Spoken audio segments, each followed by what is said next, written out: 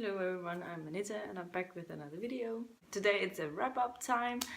I talked about back in, I think, November that I wanted to start doing wrap-ups with every 5 books that I read. But then because I got into a major reading slump during December and also a little bit November, I didn't get around to do those, so I ended up doing monthly wrap-ups anyway. And now, since I started 2017 and I'm reading a lot more than I did before that, I am going to stay true to my plan and do wrap-ups with every 5 books. At first though, the first 3 times will only be 4 books, so that I can get to 25, and from there on I will be doing 5 books per wrap-up video. And so I'll stop doing my monthly wrap-ups and instead focusing on these. And I'll still be doing TBRs and stuff in the beginning of the month because I really enjoy filming those. And so I hope you will enjoy this sort of format. And yeah, this video I'll be talking about books 14 to 17, so the next 4 books that I read since January.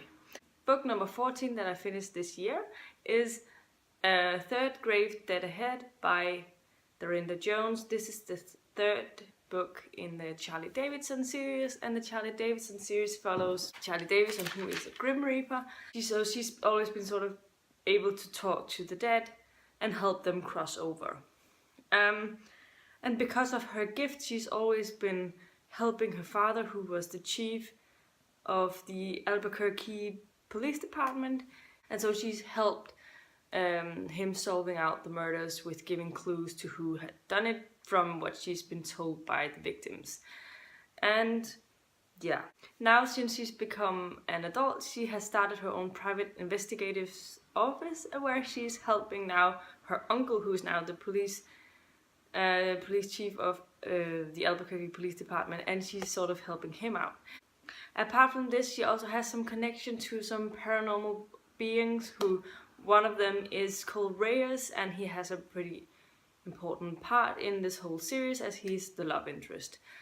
And I'm not gonna say a lot about who he is and what he is because I think that will be a lot of a spoiler. So if you want to read it, I won't be saying that. But I don't like the relationship a lot in this book. They've both done some things that I find really, really problematic towards each other, and I feel like it's hard to enjoy the romance. I don't say that it will never change, because maybe if they start acting different towards each other and actually appreciate each other in the future, then maybe I'll start shipping it, but as of right now, I kind of hate it. But I am really enjoying the mystery aspects of this story. Mysteries are always really, really hard to figure out, I think. So I'm always having a lot of fun trying to solve it with Charlie. And I also overall, for the most part, enjoy Charlie's humor and wit, but I also have some issues with her at times when she doesn't really think about the repercussions her actions can cause. She's sort of the person who does things before she's thinking them through, and yeah, a lot of people do that, but I think that I don't really like that trait of her personality. The humor in the stories are always really on point and fun to follow. I think it has very funny dialogue, and so that makes it a really interesting read. And I also enjoyed that we got a little more in-depth of Charlie's background. I feel like with every book we get a little bit more look into the history, both with Reyes and also with her family and her dealing with these Grim Reaper things while growing up as a kid. But I overall enjoy the story. I think they're easy and fun reads, and I definitely think if I'm feeling slumpy and stuff, it's easy to pick this sort of book out because the writing style is really simple and easy, and so you just can fly through them. I listened to the audio of this, so it didn't go a lot faster than I would normally read it, but I did enjoy it, and I gave it a 4 out of 5 stars. The book number 15 of this year was Flesh and Blood by Kristen Painter, which is the 2nd book in the House of Comare series. And the House of Comare follows this girl called Crisabel, who is a Comare. And Kamaris are these rare human beings who has a very certain and sort of special blood that the vampires really crave because it makes them really powerful. And and while they're feeding off Crucible or the Kamaris also get youth, so they don't really age while they're with their vampires. And what happens is that one day, Crucible's master vampire, he dies, and he's actually murdered, and everyone believes that Crucible is the one who did it. So she flees from this world and hides herself in the human world. And in this human world, she happens to stumble upon this man called Malak, who is also a vampire, and he has been thrown out of the vampire community and has basically been shunned because he has been dealt some curses that makes him a danger to the society, I guess. He has two curses running through him. One of them is that if he drinks blood from a human being, from a real vein, he will kill the said person, no matter if he wants to stop or not, he can't. And the other curse that he has is that every time he kills someone, their thoughts and all of them, their souls, they sort of stay with him, so he can always hear them in his head. So he's kind of insane. And yeah, I think that adds another element to this series. And overall, I really love the pace of these books. They're really thick books, but they are really fast paced. It takes no time at all to read them. There's a lot of things going on all of the time. And I liked, for the most part, the plot of this. And I think Crucible and Malak's romance is very interesting to follow. I really like that romance, and I think it's sort of a slow burn romance. It doesn't, it's not insta-lovey at all, and they're having a lot of, they're dealing with a lot of problems with each other, as well as they're very protective of each other. So it's sort of weird to follow, but also really fun.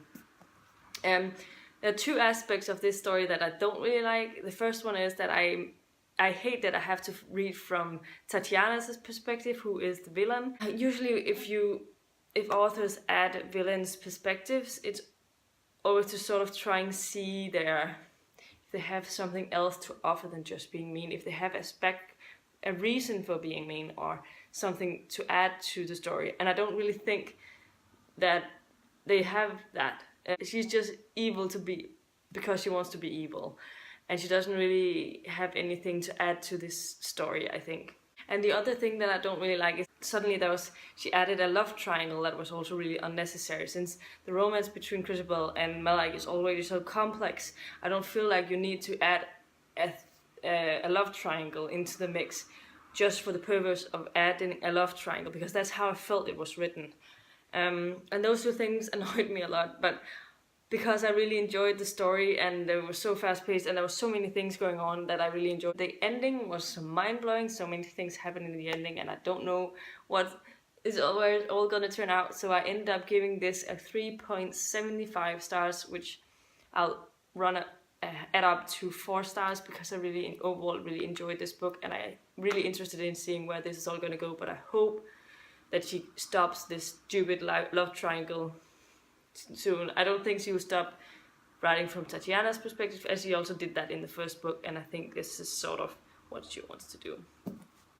The 16th book that I read was Wrath and the Dawn by Renee Ahdieh. This was part of my Borathon and TBR Takedown book.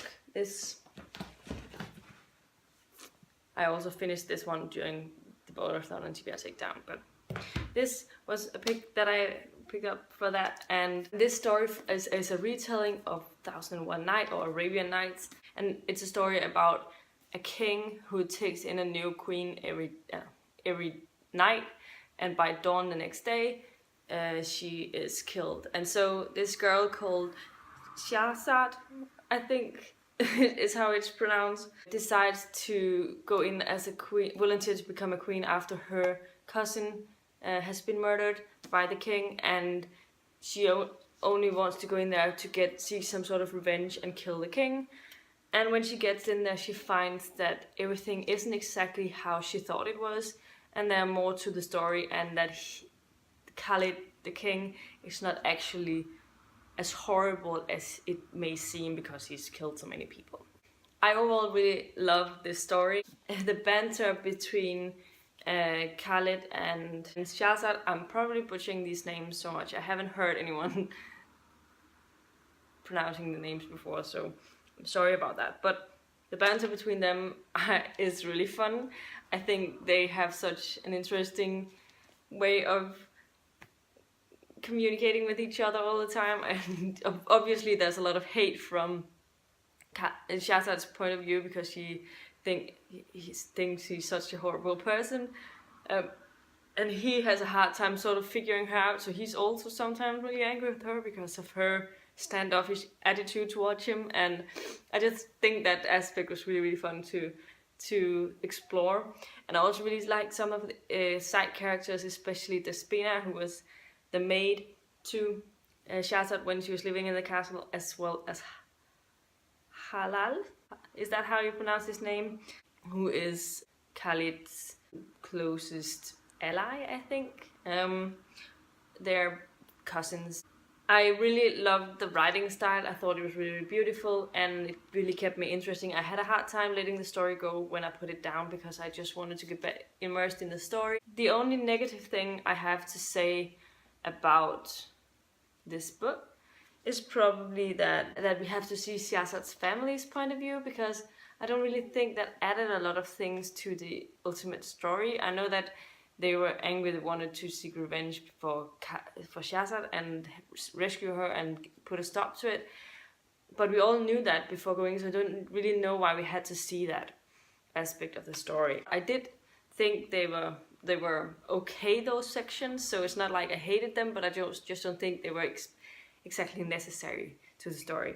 And so I ended up giving this a 4.75 stars and rounding it up to a 5 star. Book 17 and last in this wrap up was also a book that I finished during the TBR takedown and the yearathon. Have I said something else in the year? If I said borathon or something, I'm sorry, it's because I have borathon on my, not mine, but it was TBR takedown and a yearathon that I was participating in.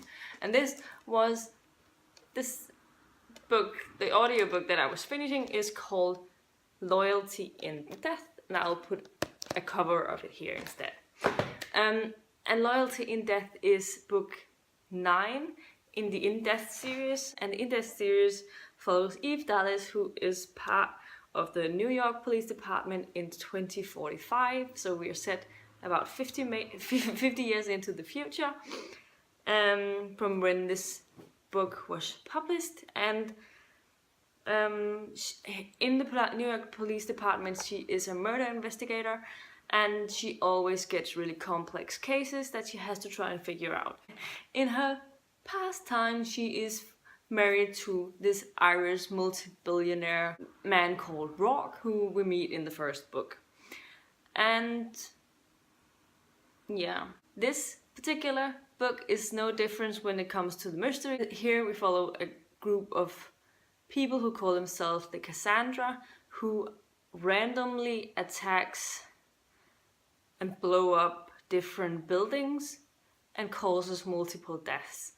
So sort of terrorist attacks. And they're all doing this because they are angry with the system, and that they think that the government should release some people that was committed for some really severe crimes. But as usual, we also a lot of character development, especially in even Rourke's relationships, but also with some of the side characters. Especially here we see a lot from Peabody and McNabb's point of views, who are some of Eve's assistants in her detective squad group. There's a lot of bickering between the two, and more so in this one than usual, I believe, and was really fun to follow. And I think that one of my favorite things is the narrator who narrates these. She's really good at making very distinctive voices for all of the side characters, as well as Eve and Rourke, of course, who are the main characters. We always know who we see things from perspective-wise, and I also really think it's amazing to read these books in this audio form. I overall really enjoyed this book a lot. I don't, you can probably tell that. But I would have liked if there was a little more story to even wrote, like a little more from their relationship. I feel like their scenes were very few compared to other books at least. And so I would have liked to have a little more from that. And I also think that the mystery was a little dragged at times. I think it was definitely a little slow towards the end. It took a lot of time to get from this to that. But I still think that the mystery was well crafted and well structured, so I didn't guess who was behind it all. But I really overall enjoyed the story, and I gave it a 4.5 out of 5 stars. So a pretty successful wrap-up session for me, and let me know in the comments down below any books that you read recently that you really enjoyed. Have you read any of the books that I have picked up, and what did you think of them? I'd really like to know that. If you liked the video, please give it a thumbs up, subscribe to my channel if you haven't already, and I'll see you in my next video very soon. Goodbye!